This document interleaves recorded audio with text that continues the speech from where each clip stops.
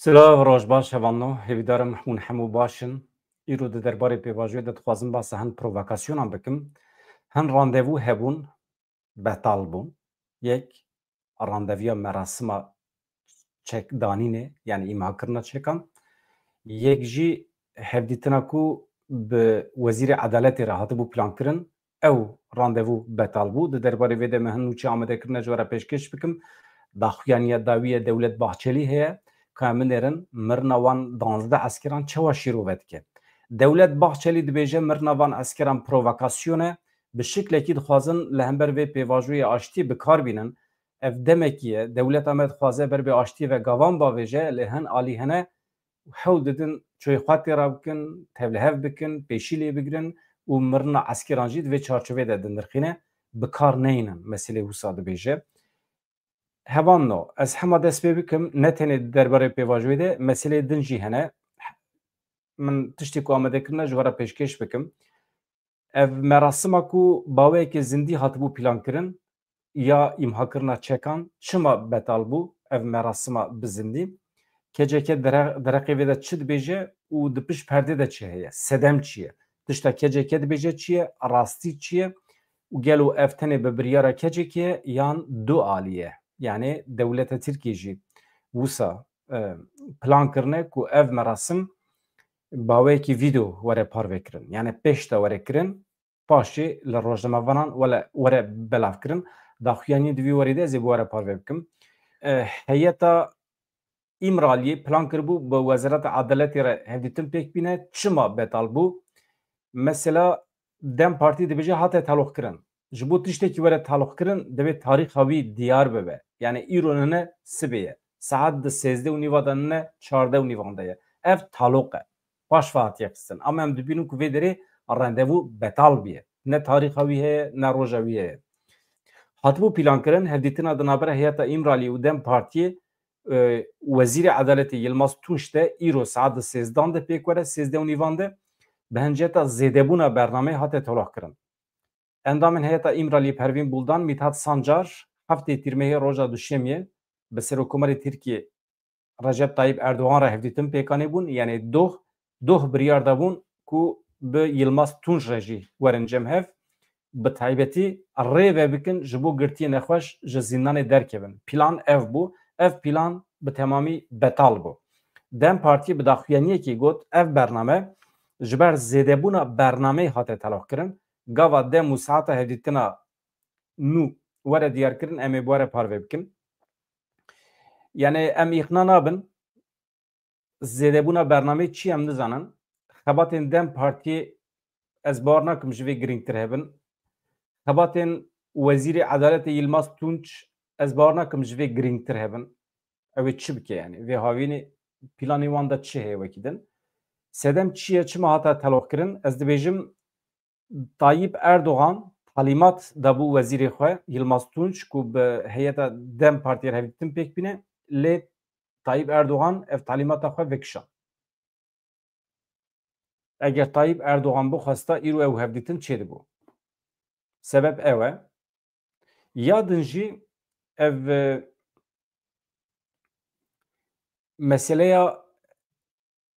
meseleya ew ê ye. Daxuyaniya kecekî ye di derbarê plana ew ê.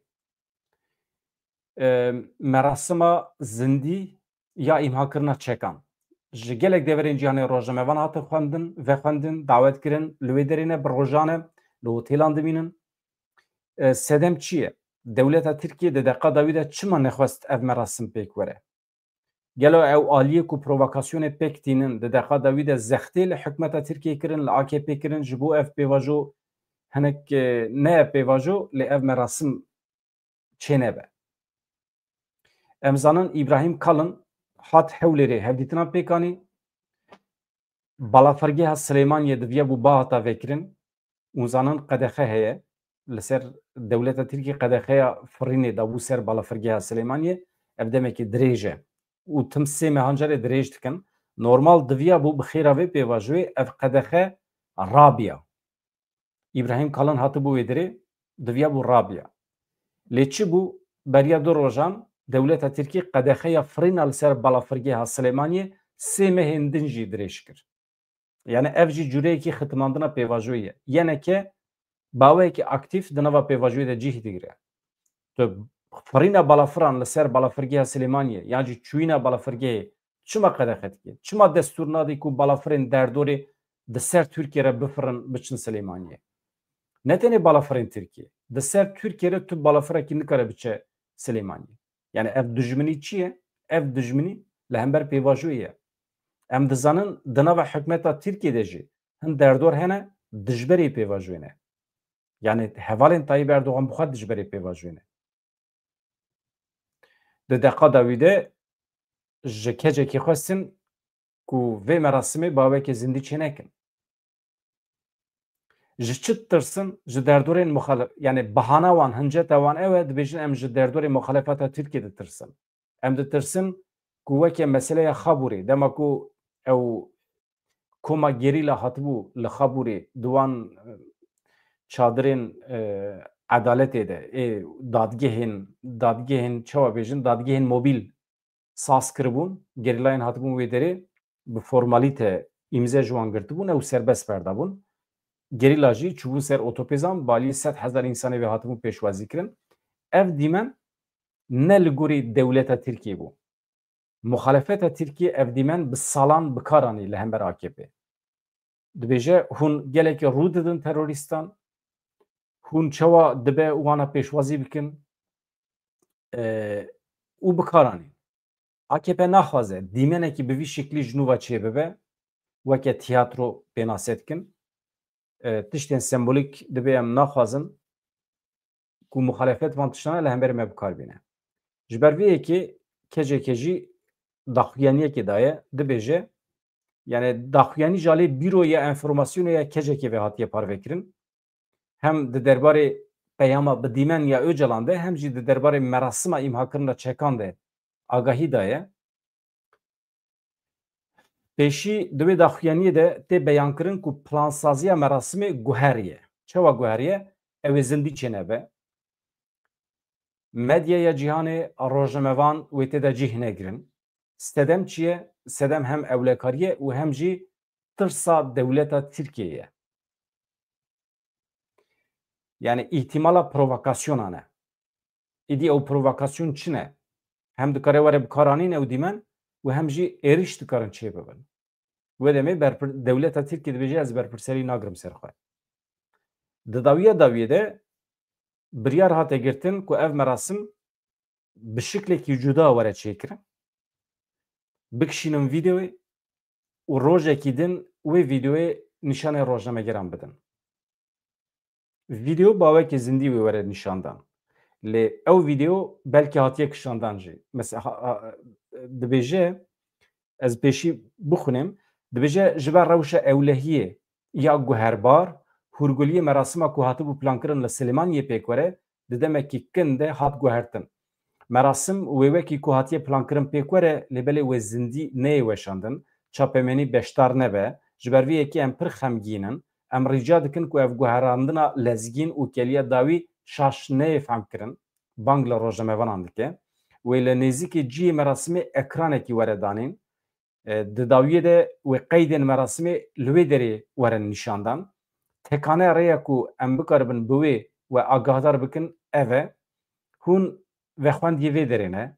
Dibe ku hûn ji deverên dûr hatibin. Dibe ku hûn hin ji we ji ber guhertina vê keliya deqeya dawî hûn biryar bigirin beşdarê merasimê nebin jî. Yani hûn ji deverekî dûr hatine bi rojan li vê derê be li vê derê ne. We dît ku merasim bi zindî çênabe dibe ku hûn vegerin jî û tevlê merasimê nebin hûnê biçin jî dibe em vê biryara we fehm dikin em rêz û hurmet nîşanê we didin û bi qismekî lêborîn dixwaze xemgîniya xwe beyan dike kecekê ji ber vê guherîna di plansaziyê de. Mesele biryar tenê ji aliyê kecekê ve nehatiye girtin. Ev biryareke dualî ye. Aliyê dewleta Tirkiye, aliyê kecekê lehev kirine ku vê yekî bawekî zindî çênekin rê li ber provokasyonan venekin. Tirsa dewleta Tirkiye ye. Ev tirsa dewleta Tirkiye nîşanê me dide ku pêvajo wê wisa bi rehetî nemeşe. Yani wisa xuya ye. ev betalbûna randeviya bi Wezîrê Edaletê re jî di vê çarçovê de ez dibêjim. û mirina eskeran heye. Di vê çarçovê de ew ê jî axivî. Serokê MHP Dewlet Bahçelî jî axiviye, mirina eskeran wekî provokasyon pênasê dike. Pir balkêş e. Yani me gotiye hem randevû betal bû û hem jî ev merasim gelo pêvajo dikeve xeteriyê erê. Eger wisa bidome, eger tirs hukmdar be pêvajo dikeve xeteriyê. Wê dereng bimeşe. Wextê ku dereng meşiya wê pir alî müdaxele bikin.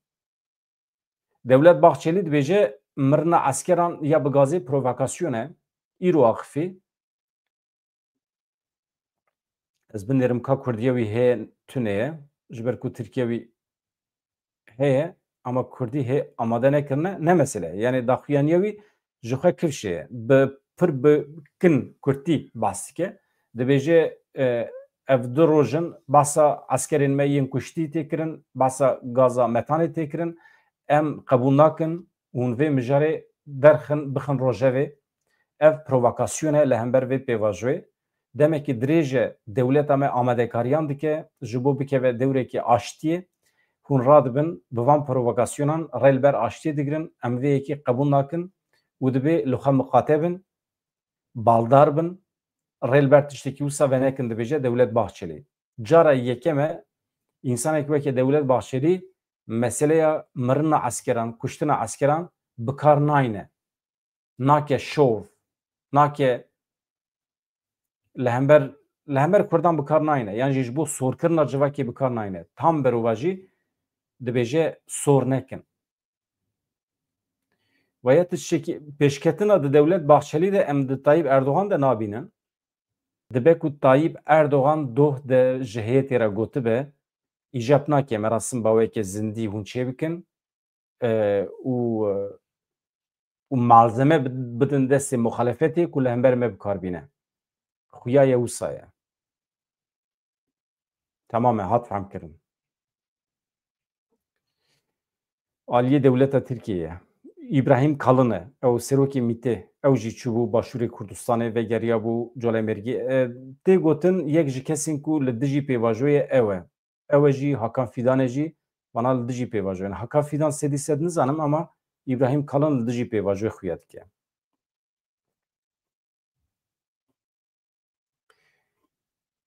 Hevanno ez hinekî di derbarê meselê din de agahiyan bidim we paşê vegerim ser vê meselê ji ber ku an han nûçetên amadekirin. Doh êvarê li heremeke gundewarê Bakurê Idlibê li nizê bajarokê Fûa teqînekê dijwar pêk hat li Sûriyê. Di vê heftê de ev teqîna duyemîn e. Ev yek balê dikişîne ser wê yekê ku li wê herêmê çalakiyên leşkerî hene. Çavkaniyên xwe cihî bi bîr xistin ku teqîn ji ber teqandina depoya Cebalxane pêk hatiye. Cihê teqînê di navbera bajarokên Fûa û Zerdanê de ye. Valahiya otoriteya siyasî li Sûriyê xwe dide der. Doh me di derheqê Efrînê de jî hin agahî parvekiribûn li Efrînê jî wisa ye.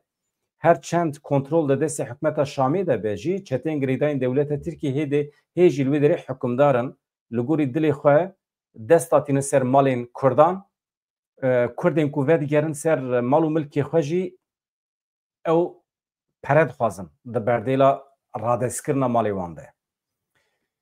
Rêveberiya Xweser Xamedê dike ji bo piştgiriya hewldanên vemirandina şewatên li Daristan û herêmên çiyayî yên perevê Sûriyê. Rêveberiya Xweser ya Rojavayê Kurdistanê wê tîm, ekîp, erebeyên agirkujiyê, tankerên avê, alavên teknîkî yên rêgirtina li pêşiya belavbûna şewatan bişîne ku derê bişîne herêmên Laskiye, herêmên Peravê. Destek îro ber bi Peravê ve birêve dikeve. 6 roje li daristanan li deverên çiyayî yên Peravê Sûriyê şewat rû dide. Ji ber bayê dijwar jî agir belav dibe. Ji gelek parêzgehan Sûriyê, bajarên cuda yên Sûriyê, tîmên vemirandina şewatan di nava seferberiyê de ne İlham Ehmed dora gihandibû ku ew dixwazin biçin ekîbê xwe bişînin ji bo vemirandina agir û Sûriye rexne kiribû. Hikûmeta îro ya Şamê rexne kiribû. û xwestibû ku rê vekin ew biçin müdaxele bikin. Wey xuya ye banga wî encam daye. hükümeta Şam'ı revekiriye ji bo ku ekibên agirkujiyê yên Rojavayê Kurdistanê biçin Laskiye agir vemirînin. Ew deriya spî daristanên wê derê tev bi done, bi rûne agir pê keve dişewite û zû bi zû venamire. Weke deverên Antalya, Mersin û heta deriya spî hemî li İtalya jî şewat gelekin ew daristan hakikaten her sal dişewtin. Her sal dişewtin. Yani wekî din ji İranê bilançoya nû heye hatiye eşkerekirin. Hejmara insanên ku jiyana xwe ji dest dane di şerê İsraîl û İranê de gihîşt 1600 kesan. Rayedarekî İranî daxuyanî da televizyona dewletê diyar kir ku piştî şerê 12 rojaniyê bi İsraîlê re li welatê wan hejmara miriyan derketî 1600. Ev agahî ji aliyê müdürê Weqfa şehîdan a gaziyan Saîd Ohadî ve hatiye dayîn. Di şerê 13 Hezîranê de ku bi êrişên İsraîlê dest pê kirin û 24 Hezîranê bi agirvesekî bi dawî bû, berpirsyarên parêzvanên şoreşê û zanyarên nuklerî jî di nav de gelek rayedarên payebilind yên İranê hatin kuştin di êrişa İsraîlê de ew rojên destpêkê yên şer bû. Heftê Tîrmehê roja duşemiyê Serokkomarê İranê Mesûd Pezeshkiyan daxuyanî da iddia kir ku İsraîlê hewl daye wî bikuje. Lê bi ser neketiye. Pezeshkiyan di reportajekî xwe de dibêje cerebandin li hemberî min pêkanîn ketin nava li vû tevgerê lê bi ser neketin. Yani saxmayîna li dunyayê weke serkeftinekî dibîne Pezeshkiyan. Artêşa İsraîlê îro bi daxuyaniyekê ragihand ku di şer û pevçînê li Bakurê Xezayê de 5 askerê wan hatine kuştin. Ev jî meseleyekî dine şerê li Xezayê didome em nebêjin şer êriş dagirkeriya li Xezayê 5 askerê İsraîlî hatine kuştin di daxuyaniyê de tê gotin leşkerên birîndar ji bo nexweşxaneyan hatine veguheztin malbatê wan hatine agahdar kirin. Ev jî derdê wan e serê xwe xistine belayê ya jî projeya xwe pêktînin li Xezayê. Wekî din Serokê Amerîkayê di hem di derbarê İranê de hem jî di derbarê Ukraynayê de daxuyanî daye ew jî gelekî balkêş e. Kambinerin çi dibêje? Donald Trump Serokê Amerîkayê ragihand ku Amerîkayê wê zêdetir çekan bişîne Ukraynayê. Çekên parastinê. Li hember Rusyayê. Hinek Vladimir Putin rexne dike. Rêveberiya Donald Trump hefteya borî şandina hinek alîkariyên ji bo Kievê rawestandibû. Serokê Amerîkayê balkişand ser wê yekê ku Ukraynayî, milletê Ukraynayê rastî êrişên pir dijwar tên û ew ê çekên zêdetir yên parastinê bişînin Ukraynayê. Trump her wiha nerazîbûna xwe ya li hemberî Serokê Rusyayê Vladimir Putin jî eşkere kir got ew ber bi aştiyê ve pêngavan navêje. Şer dixwaze. Ev jî bi şiklekî ya sîteme ya jî gef e. Her du jî têde hene. Di derbarê İranê de Donald Trump kambinerin çi dibêje? Destê aştiyê dirêjê İranê dike Donald Trump. Dibêje em dixwazin di demekî guncaw de cezayên tund yên li ser İranê rakin. Donald Trump di destpêka şîveke fermî li gel Serokwezîrê İsraîlê Benyamin Netanyahu de ji rojnamegeran re da zanîn ew amade ye cezayên li ser İranê rake lê bi şertê ku Tehran berê xwe bide aştiyê. Ez dixwazim karibim wan cezayan rakim. Ambargoya ku bi salan e li ser İranê ye dixwazim rakim. Trump balkişan ser wê yekê ku Sûriye jî beriyan haweke İranê bû ceza li ser hebû ceza hatine rakirin. Ev pêngav alîkariya Şamê dike rakirina cezayê me ê li ser Sûriye alîkariya hikûmeta Şamê dike ji bo çi ji bo jaliyê aborî ve pêş bikeve aştiya navxeyî pêk bîne aramî çêbibe hêvî kir ku İran jî pêngavekê bi eynî awayî bavêje. Ez dixwazim karibim di dema guncan de wan cezaya rakim û derfetê bidim wan ji bo avakirinê. Ji ber ku ez hez dikim bibînim ku İran baweyekî aştiyane tevdigere xwe ava dike û duruşmên wekî mirin ji Amerîkayê re mirin ji İsraîlê re êdî navêje êdî dev ji wan slogana berde. Di vê derê de xuya dike ku Trump û Sûriye li hev kirine yani çewa ku dibêje me Suriye qayil kir, yani jî îqna kir di mesela aştiyê de û me ambargoya li ser Sûriye rakir, dibe hûn jî. Yani êdî gelo dewleta Sûriye bi temamî teslîmê siyaseta Amerîkayê bû û se dikare were femkirin gelo, me rû dikare nîqaş bike.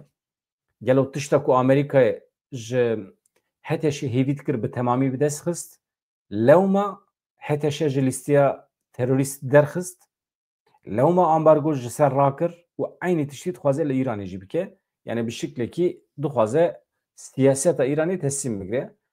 Bila bigire. Yani niha tu faydeya vê Îranê ji me Kurdara tune ye. Sibê hetayê were cezayê idamê didin gencên me û pergaleke despotîk heye li wê derê didome, millet nerazî ye ji vê pergalê. Ev sîstem eger biguhere baş dibe. Ama em dibînin ku derdê Amerîkayê û İsraîlê ne guherandina rejima Îranê ye. Niha em cih bidin daxuyaniya Netanyahu jî. Donald Trump wekî din çi dibêje, ez dixwazim karibin di dema guncaw de wan cezeya rabikim û derfetê bidim wan ji bo avakirinê. Ji ber ku ez hez dikim bibînim Îran bawekî aştiyane xwe ava dike û duruşmên wekî mirin ji Amerîkayê re, mirin ji İsraîlê re nedomîne. Wekî din her wiha hêviya xwe anî ziman ku şerê di navbera İsraîl û Îranê de bi dawî hatiye teqez kir ku ew naxwaze carekî din neçar bimîne êrişê Îranê bike. Vê derê de em dibînin ku şerê İsraîl û Îranê bi dawî biye. Wisa ye. Ama em naxwazin mecbûr jî bimîne êriş bikin dibêje. Em binêre Netanyahu çi dibêje? Guhertina rejîmê karê gelê Îranê ye, ne karê gelê, ne karê me ye. Serokvezîrê İsraîlê Benyamin Netanyahu li ser mijara guhertina rejîma Îranê bersiveke Kurd da got ev yek bi gelê Îranê bi xwe ve girêdayî ye. Nûnerê Amerîkayê yê Rojhilata Navîn Steve Witkoff di derbarê hevdîtinên gengazên di navbera Washington û Tehranê de eşkere kir, dibe ku hevdîtin hefteya pêşiya me yan jî rojên pêş me de pêk werin.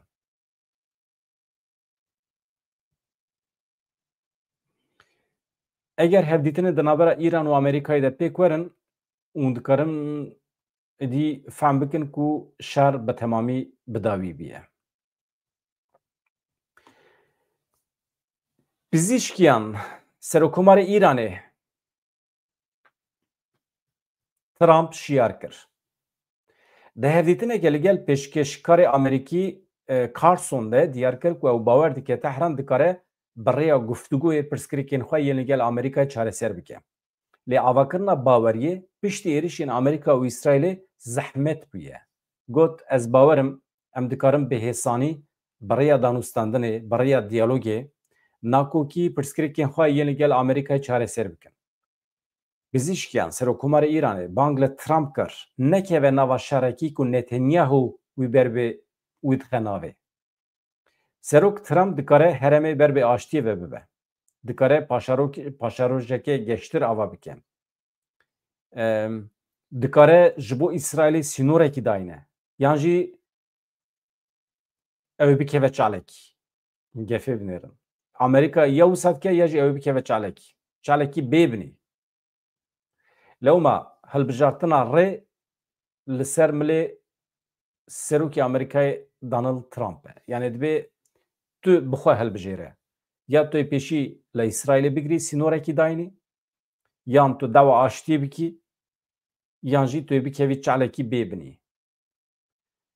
Trump jî banga aştiyê li Îranê dike, wê demê li ser zemînekî hevbeş ew ê werin cemhev. Xuya ye wisa ye. Hevan no, ez ajansê me hene.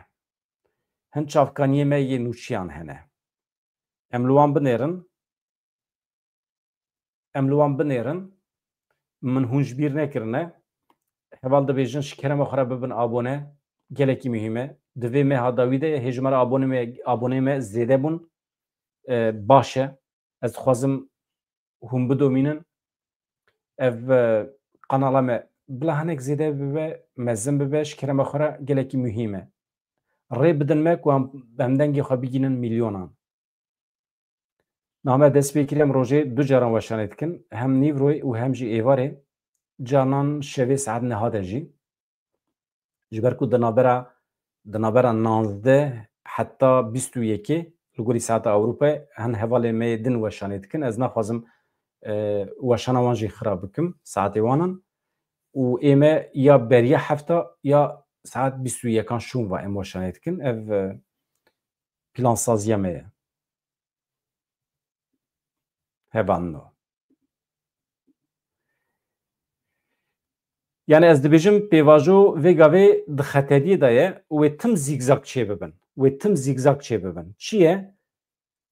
Ber bê başiyê ve wê biçe tak ew ê bikeve. Cardan ew ê bibe, bilind bibe, car da ew ê bikeve. Ew ê wisa tim zîgzag here û were. Heta ku bigêje. Do me gotibû em li bendê ne ku heta meha Oktober, meha dehan gelek tişt zelal bibin. Gelek tişt zelal bibin tê çi watê? Heta meha Oktoberê normal hatiye plankirina. Hemî girtiyên li zindanan. Hemî însanê ku dawa Kurd û Kurdistanê hatine girtin serbest têne berdan. Selaheddîn Demirtaş û hevalê xwe jî di nav de. Heta meha Oktober. Yani cotmeh. Destûra bingehîn ya Tirkiye diguhere. Têde perwerdehiya Kurdî cih digire, hebûna milletê Kurd cih digire.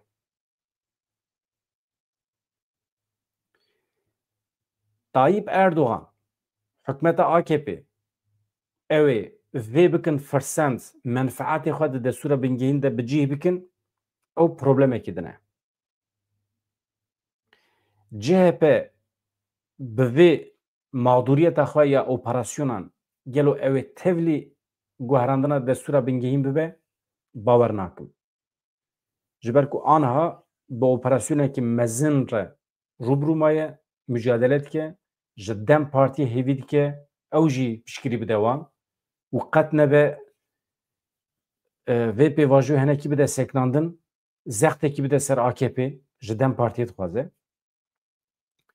Tabii em dizanin rêveberên Dem Partî jî dibêjin ew tişta ku tu di nav dayî ême bi salan e hatiye serê me. Wextê ku hat serê me tu bêdeng bûyî wekî CHP. Tu îro jî radibî ji me hêvî dikî ku em piştgirî bidin te.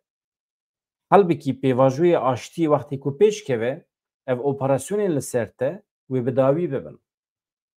Ê li ser me jî wê bi dawî bibin. Ji ber vê yekê yani tüm mana wî tune ye em vê pêvajoyê bidin seknandin sirf ji ber ku li hemberî te operasyon hene. Tiştekî wisa jî heye em zanin serokê şaredariya Stenbolê İmamoğlu gelek caran ji zindanê name şand Ekrem İmamoğlu wî jî xwest ku ev pêvajo bi tuwa wê nesekine bidome meseleya Kurd û Kurdistanê hal be. Yani girtina min nekin bahane ji bo rawestandina vê pêvajoyê dibêje. Elbet rêveberên kecekê jî demekî gotin ne mümkün e ku li aliyekî Tirkiye şiddet hebe û li aliyekî din jî deqekî tamam. Ne mümkün e yani li derekî şiddet hebe, operasyon hebin, li derekî jî demokrasî hebe veya nabe yani behevra. Kecekî dema merasima çekdanînê diyar kir hevanno deqeya dawî hat. Evet deqekî ez bara hema parve bikim. Son daqa bêjim.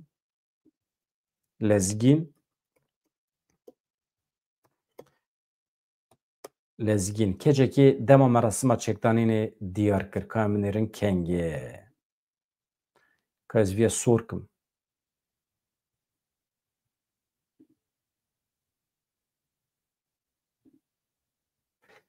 Kecekî dema merasima çekdanînê diyar kir ka em behevra bin êrin kengê hevanno hema ez hatim. Koma civakên Kurdistan ez vê buwara dixunim ha. Tu amedekarî tune ev deqa dawî tên. Koma civakên Kurdistanê kecekî diyar kir ku merasima çekdanînê sibê a roja îniyê na ne sibê ye. Sibeha roja îniyê.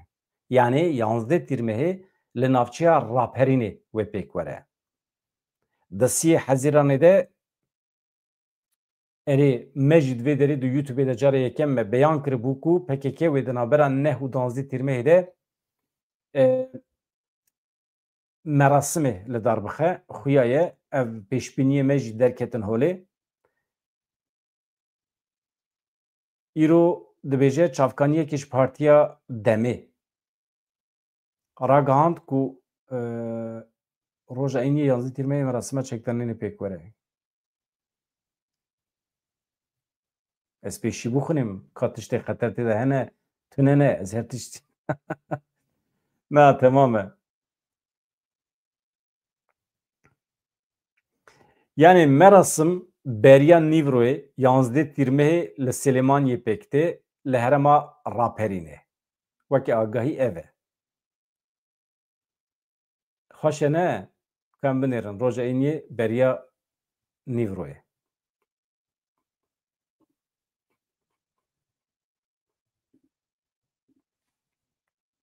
Ka ez vê ser ekranê binivîsînim ya bila bibe arşîv.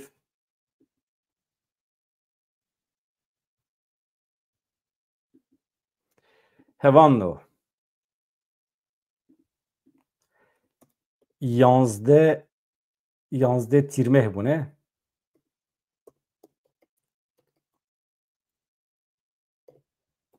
Nîvro. Temam.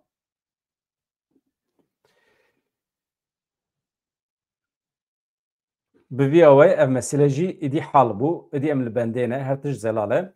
Tenê dîmîne dîmenên Rêzdar Öcalan ji İmralî em zanin vîdeoyekî bi dîmen şandiye. Tê de basa vê mijarê dike, basa pêvajoyê dike.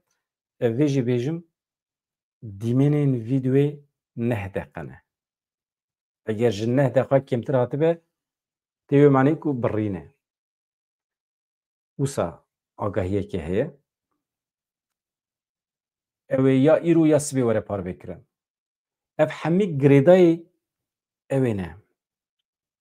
Lehevkirina dewleta Tirkiye û PKK çawa lehev dikin? Ev meseleyên teknîkî ne. Vîdeo elbet wextê ku ji İmralî were bi kontrola dewleta Tirkiye hatiye.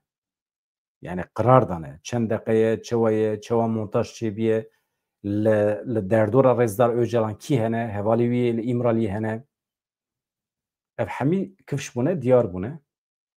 Vîdeo eger derketibe derva wê îro sibê were parvêkirin. Dibe ku îşev be. Têta çi dibêje ew balkêşe. Xuya ye bi Tirkiye. Me pir dixwest Kurdî be ne? Wê çê be? Rêzdar Öcalan wextê derkeve derva em ê biçin pêra hevpeyvîn çê bikin. Wê demê çûna hatina me ya Tirkiye jî çûna hatina me ya Tirkiye ji xwe serbest e. Me çi kiriye, me çi suç kiriye? Me tenê suçên dewleta Tirkiye eşkere kirine. Ev eşkerekirina suçan nabe suç kî? Tekoşîna milletê Kurd 5 sal dest pê nekiriye. Tekoşîna milletê Kurd zûva ye ta beriya bedirxaniyan dest pê kiriye. Li hember Osmaniyan, li hember dewleta Tirkiye hê jî didome şiklê tekoşînê diguhere. Navîgînên tekoşînê diguherin. Partiyên tekoşînê diguherin. 5 salan partiya ku li hember dewleta Tirkiye tê koşiya bi navê PKK hat meşandin. Ji îro şûn ve navê PKK tune navekî din heye. Bi şerê çekdarî hat meşandin, êdî şerê çekdarîne bi şiklekî din heye. Ew şiklê din dibe ku ji şerê çekdarî pir bihêztir be. Dibe ku em di zûtirîn demê de bigihîjin hedefa xwe. Hedef çi ye? Hedef azadiya mutlak ya milletê Kurd e. Bê şik û şüphe. Veya gav bi gav diçe. Yani tu serxwebûna Kurdistanê îro wextê bixwazî dibe ku pêk ne. Dibe ku hêzên dijmin bi ser te de werin. Ama tu dikarî zemîn hazir bikî. Tu wextê sînorên Bakurê Kurdistanê û Rojavayê Kurdistanê rakî, di navbera perçeyên Kurdistanê de hemî sînoran rakî, hem jî bi erêkirina dewleta Tirkiye tu van hemî tiştan fermî bikî bi hêzên navnetewî re, bi netewî yekbî re te hemî fermî kir, rakirina sînoran, wê demê çi dibe? Te zemîn hazir kir. Hêjmara nüfusa te û ya Tirka dibe wekî hev. Heta hêjmara Kurdan zêdetir dibe. Piştre çi dikî? Eger welehev kiriye aramî çêbûbe, aştî çêbûbe, wekheviyekî mutlaq eger çêbûbe di navbera civakan de süper, bila bimeşe. Eger wekhevî çênebe, eger dîsa zulm hebe, heqaret hebe, serdestî hebe, milletê Kurd wê demê pir birhettir dikare bêje ey Türk milletî qusurê nenêrin em nikarin bi hev re bijîn. Aktorên îro yên siyasî 10 salê din, 20 salê din tune ne li dünyayê. Em jî belkî tune bin. Ev yûtûma me wê hebe. Zarokên me ê 15 salê din ew ê dew bikin. Ew ê bibêjin, ew ê ji kî re bêjin? Nesla nû ya Kurdan wê nesla nû ya Tirkan re bibêje em nikarin li hev bikin. Qusurê nenêrin em ê ji hev cihê bin. Wê demê ew ji hev cihê dibin. Derdê wan e, ne derdê me ye. Aniha derdê me ew e ku em zemînekî jiyanê ava bikin. Baş e, xatirê we silav dem baş.